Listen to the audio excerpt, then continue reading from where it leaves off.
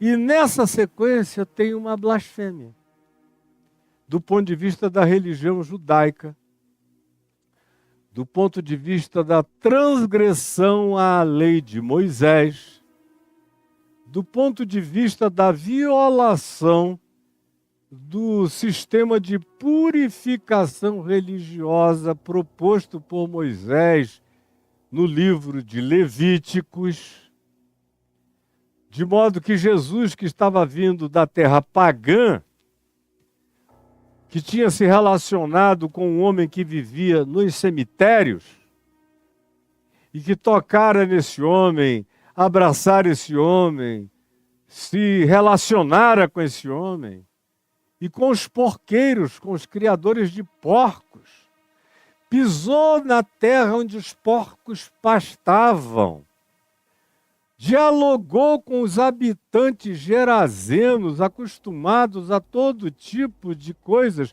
que os judeus chamavam de imundas. E eles criavam porcos porque eles comiam os porcos que eles criavam, o que para os judeus era um absurdo, era gente imunda. Era como estar possesso de um espírito maligno, comer carne de porco para um judeu, de acordo com a dieta do livro de Levíticos. Aí vem Jesus, todo imundo, do ponto de vista da lei de Moisés, do cerimonialismo religioso dos judeus, baseados no Levítico e em todos os regimentos de purificação religiosa praticados pelos rabinos e por todos os religiosos e por todos os da sinagoga e por todos os que diziam que criam no Deus e na Torá, no Deus do Velho Testamento. Jesus está em um estado de infração absoluta. Por quê? Porque ele tinha que ter chegado em Cafarnaum e ter dito, olha, deixa eu correr para casa, tomar um banho e me purificar e cumprir um prazo mínimo de purificação para eu poder voltar para o meio do povo, tocar e ser tocado, tocar e ser tocado, tocar e ser tocado. Porque do contrário, vindo lá da terra da impureza dos porcos, dos suínos, em contato de afago carinhoso com um possesso que viveu revolto durante décadas nos cemitérios, pegando carne podre de humanos, eu não posso chegar e tocar em ninguém, senão eu contamino. De acordo com a lei de Moisés, quem quer que eu toque? E quem quer que me toque será contaminado. Então ele tinha se transformado numa espécie de Chernobyl ambulante, do ponto de vista da teologia e da doutrinação judaica, porque ele estava vindo de onde ele estava vindo, porque ele tinha se relacionado com quem ele tinha se relacionado, ele estava absolutamente impuro para tocar e ser tocado, para qualquer convívio social antes de cumprir aquela purificação, aquele rito, com todas aquelas ablações purificatórias. E Jesus não está nem aí. Seja na sequência de Mateus, onde ele vem, encontra Mateus, me segue, à noite está numa festa, não teve tempo de tomar banho, de fazer nada, do jeito que ele veio, ele ficou. As pessoas da antiguidade não andavam tomando banho todo dia, a menos que fossem fariseus religiosos que mergulhavam nos seus tonéis para se purificar todo dia, toda vez que voltavam para casa, antes de qualquer refeição, de qualquer coisa. Mas Jesus não tinha absolutamente nada a ver com isso. Nem tampouco os seus discípulos. Do ponto de vista da utilização abundante da água, conforme os fariseus e alguns outros faziam, Jesus não era um ser higiênico, muito menos os seus discípulos. E mais do que não ser higiênico, ele era um ser que, pela ausência daquela higiene ritual purificatória, era um ser que andava impuro. tocando em leproso. Tocar em leproso te demandava o mesmo tipo de purificação. Ele vai ser tocado por uma mulher com menstruação crônica. A mulher não poderia nunca chegar perto dele e ele teria que parar tudo e se purificar.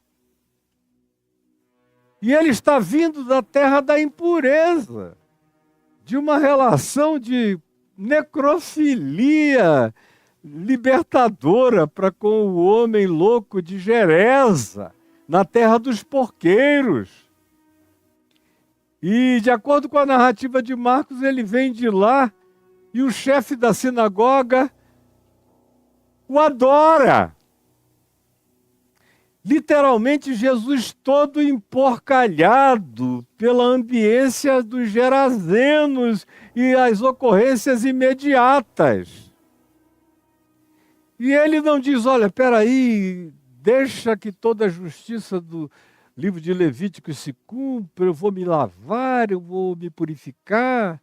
Ele nunca tinha feito isso para nada, ele tinha enfiado a mão no peito de um leproso, dizendo, quero, fica limpo, o homem se purificara na hora. Ele tinha encontrado com vários leprosos, com várias pessoas impuras e não tinha cumprido ritual nenhum. Outra vez, ele contraria a lei de Moisés, se deixa adorar e vai com o Jairo.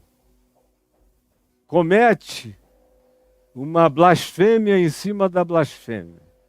Comete um pecado do ponto de vista judaico. Jesus é um pecador, transgressor, consciente, lúcido, cínico da lei de Moisés.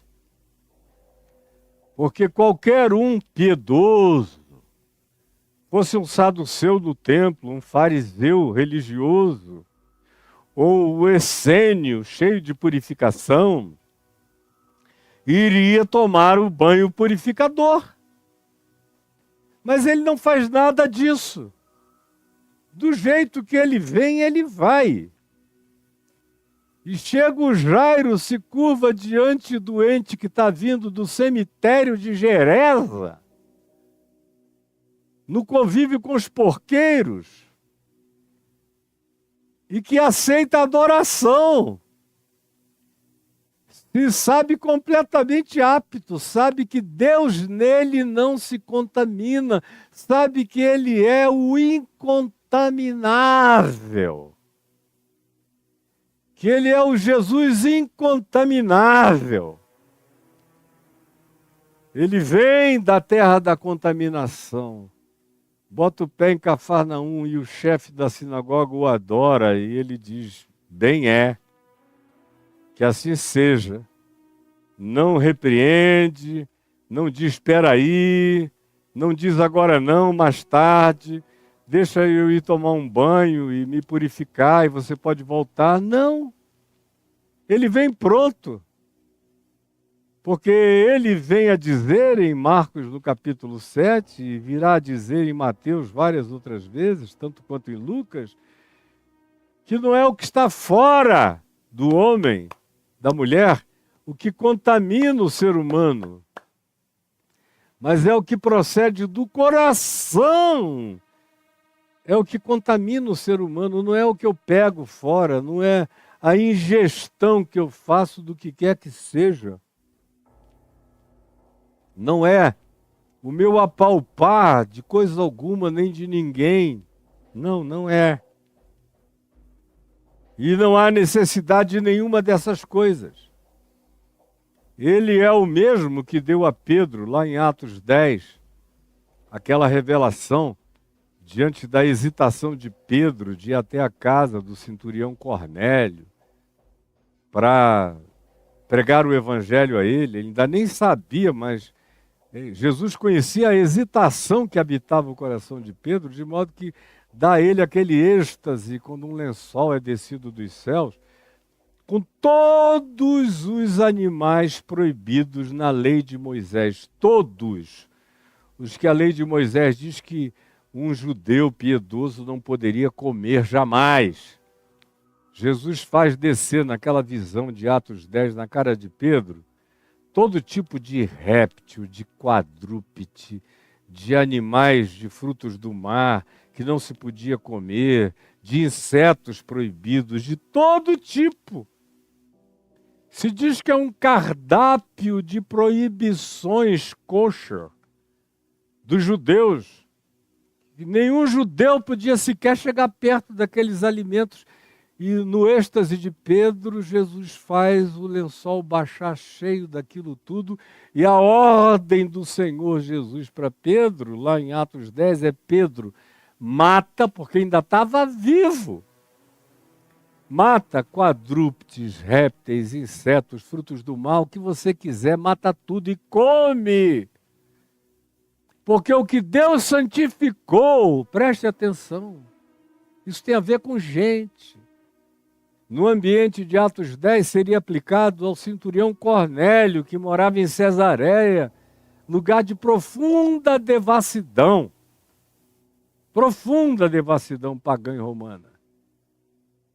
Era uma instrução para que Pedro não rejeitasse. E na visão se diz: pega esses animais, qualquer um deles, o mais estapafúrdio, mata e come, porque está tudo liberado, está tudo santificado.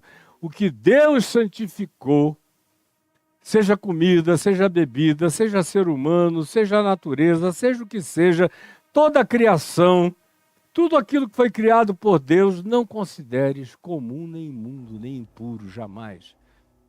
Tudo aquilo e todo aquele que foi criado por Deus, não considere nem comum, nem imundo, jamais. É tudo apto para comer, para beber, para se relacionar, para tocar e ser tocado, para o convívio. Em Cristo Jesus, todo esse apartheid de qualquer natureza, toda essa dieta kosher, todo esse adventismo de proibição alimentar é suspensa. E para Jesus tudo está liberado. Você pode ser vegano, vegetariano ou carnívoro. Você tem que ter ações de graça. O mais, você escolhe o tipo de comida que você quer comer de acordo com os benefícios que você constate para a sua saúde e para a sua adaptação pessoal. Mas não tem nada a ver com proibição religiosa, não tem nada a ver com designação de que se comer isso se torna diante de Deus impuro. Como entre nós os judeus continuam a ensinar, os adventistas e outros grupos e seitas semelhantes fazem do mesmo modo. Mas no Evangelho não, para Jesus não. Para Jesus isso é abominação. Pedro pode comer de tudo, pode tocar em todos, pode abraçar todo mundo, mas Pedro demorou a entender isso.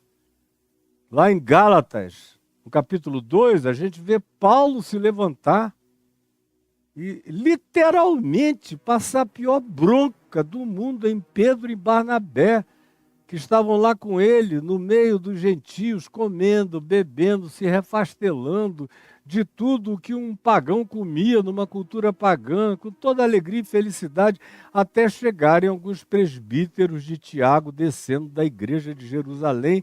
E aí Pedro e Barnabé mudaram de atitude, caíram numa hipocrisia kosher. Só foi chegar aquele grupinho. Aí ofereceram alguma coisa para eles beberem. Não, desculpa. A gente não toca nisso, não bebe isso. Estavam tomando todas até eles chegarem.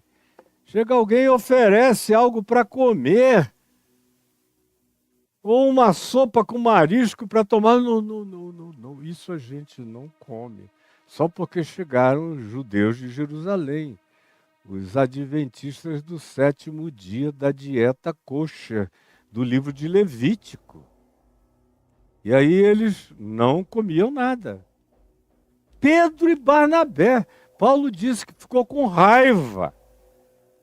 Ficou profundamente tomado de ira ao ver que Pedro e Barnabé tinham caído em estado de dissimulação para obedecerem os rigorismos judaico-cristãos da igreja de Jerusalém, que era um híbrido, que não era nem plenamente judaica e nem plenamente e libertamente cristã. Ficou no meio do caminho, como em geral os evangélicos estão cada vez mais, até nos dias de hoje. Não tem a liberdade do evangelho de Cristo e nem a obediência legalista do judaísmo absoluto. Então aí são esses híbridos do meio, infelizes pra caramba.